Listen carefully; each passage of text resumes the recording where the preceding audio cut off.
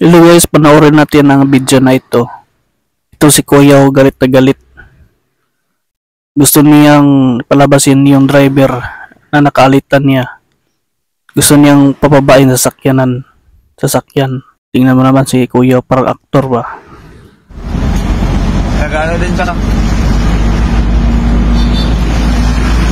Ito ang makikita sa video guys, na yung kutsi na yon, yung nauna na kutsi ay nagagalit sa nagbibidyo na ito. Makikita mo dyan na huminto yung kutsi, huminto yung auto na yan. Hinarangan talaga sila para hindi makalagpas. Ayun, lumabas na si Kuya, oh. Galit na galit si Kuya.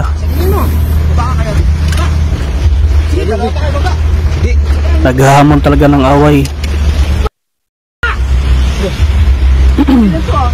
Hindi alam ng driver kung ano ang kanyang kasalanan. Dahil bigla na lang nagagalit tong si Kuya na naka-blue.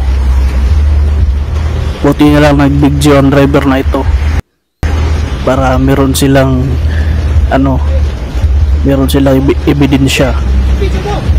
Kaya hindi alam nila kung baka may mangyari sa kanila. Hindi naman kilala nila yung tao na yan, baka may dalang armas yan.